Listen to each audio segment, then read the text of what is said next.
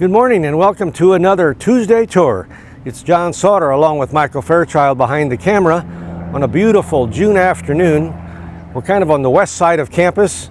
We're still dealing with the restrictions from the coronavirus, but we're just happy to be outside, bringing you a little bit of history and bringing you a little bit of nostalgia, I hope, as we talk about a variety of spots on campus. Today we're on the west side of campus, and we're near the intersection of Jiskey and State Street in front of Fowler House. And so today we're going to talk about Fowler House and Fowler Courts. We're going to talk about Terry Courts right across the street. And then we're going to talk about Herrick Lab.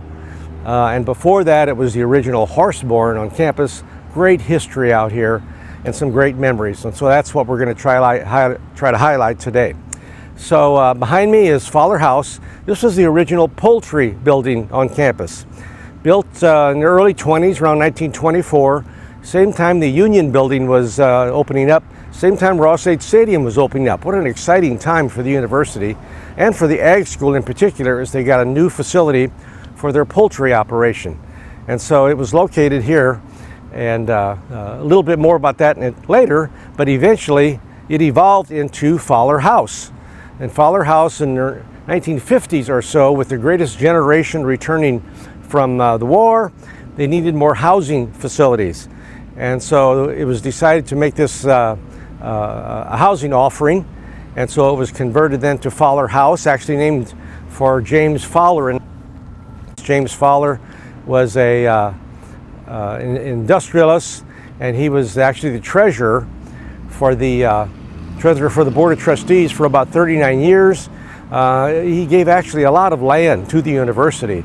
And so he named this for his family, his wife Harriet, and their son James Fowler Jr. It became Fowler House then. And it became home to Fowler Courts, which is down this way. Fowler Courts is down this way. We're going to kind of start walking out, and you'll be able to see a little bit more of that. But Fowler House, Fowler Courts opened around 55 or so, and they were here until 1993 when Hillenbrand opened, and it closed. Great housing operation here, with some great managers, Tom Pearson, Bill Bennett, and some others running this operation. The student organization here was known as the Courtiers. It's a student organization, as all the clubs had, but this one really had a lot of interesting activities, not only a radio station and a dark room for their photography club, and participation in some great dinner dances like Mistletoe Madness and Snowflake Fantasy. But one in particular thing I remember is they had some resident assistants. Back then we'd have called them staff residents and counselors, and they were quite musically adept. And they would love to put on musicals each spring down in their dining room area. In fact, I can still remember going there, very simple, with a couple of instruments, but some great voices and some great dramatics. I can still remember going and watching Damn Yankees. Whatever Lola wants, Lola gets. And all the songs from that wonderful musical available right here in Fowler House. In fact, it was in their dining area, and that used to be the pavilion for the poultry operation. In fact, the students used to kid me that they could be eating dinner and they swore they saw a feather coming down out of the rafters. But I don't think that was true, as they converted it. Because then it did used to be the Poultry Building. And some of you may recall when it was the Poultry Building, or it actually about stretching this far north, about 40 acres in this direction. They had a 40-acre poultry farm tract out there. And so that went as far as the co-rec and that entire area. And again, when we needed more housing and recreational facilities, that site was lost, and they actually moved 2.5 miles south of town. But now, in fact, on the end here, you might even notice where there's a nice brick addition. That used to be one of those spiral fire escapes, metal fire escapes. Students used to play all kind of tricks in there, but you had to have those, of course. And it was kind of an interesting feature to have. They redid that when they made it the Ben and Maxine Miller Child Learning Center. And now this is all a part of the Child Development and Family Studies operation here at the end. We'll walk this way a little bit, and you'll get another perspective of Fowler House and Fowler Courts. And I Another interesting feature I wanted to recall for you was that on the top end of Fowler House, and there's a great picture that shows this, the end of the house, they actually had a blue light on top of the house. And the blue light was an indication that the dress code could be ignored for that particular meal. So the women were actually allowed to wear slacks if the blue light was flashing. And that was in effect up to the 50s and even the 60s or so. There, in fact, Terry Court's residents across the way, they could actually have their meals here. They could see the light also, and they could adjust their apparel based upon the weather, inclement weather, and that sort of thing. So it really goes back to dress codes and all those variety of things that we had in our residence halls at the time. We're now looking down State Street. I just want to call this to your attention, just gorgeous. The university, in cooperation with West Lafayette, put $120 million into redoing State Street all the way from 231, a new highway we have here west of campus, all the way down to the river. And they've added bikeways, they've added wonderful bushes and vegetation, ornamental light fixtures, pedestrian walkways, places where benches where you can sit and relax to and from class, that sort of thing. Just a wonderful addition to campus just about 4 years ago. At nighttime, it's just a wonderful glow that it has with the light fixtures on. Across the street then is Terry Courts. And this may be another fond memory for some of you, that it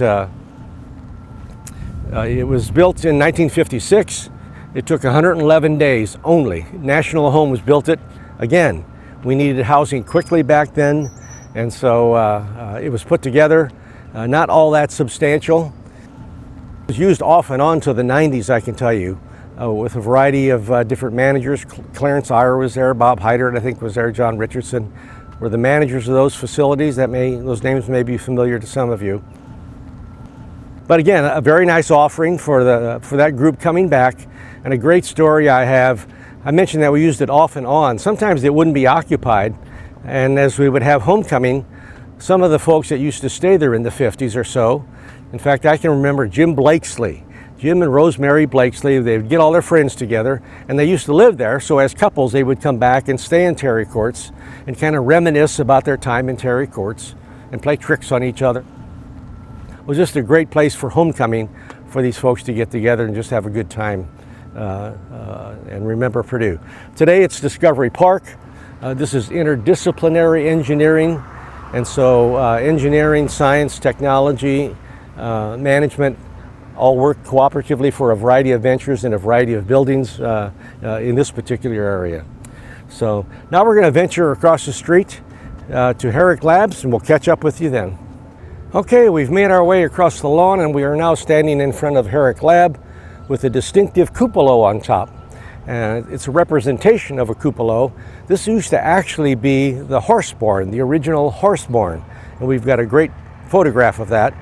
Horse barn meaning it was the horse barn for the work horses of Purdue, because all of the acreage in this direction, west side of campus, these are all fields to be worked on for the ag school. And again, we've just come from the 40-acre poultry operation, and so the agriculture end of this campus was significant.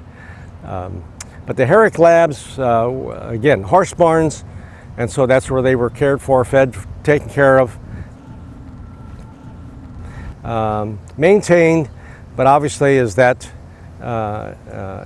gave way, to better technology, they wanted to maintain it as Purdue does. They maintained a lot of the tradition, the look, and now it's Herrick Labs. Herrick Labs is named for Raymond Herrick. He was a pioneer in the HVAC, heating, ventilation, air conditioning field, and mechanical engineering now still runs Herrick Lab, and they actually do a lot of studying of a variety of machinery and technology related to that, not only for commercial or residential, but particularly for the agriculture setting and the farm setting, all done within this particular area. But again, just great heritage about Purdue. And speaking of heritage, I have a great map that I think you'll be able to see. This is a map from 1926. It's a campus map, and at the very left edge is the horse barn, and you can see it there. So you can kind of see what the campus looked like in 1926 with the Union Building and Ross-Ade Stadium just making the scene. Interestingly enough, on this map, you might be interested, you see the curling line kind of through the center. That's actually the railroad track, and that's the railroad track that actually took coal from the main route on a spur all the way up to the North Power Plant.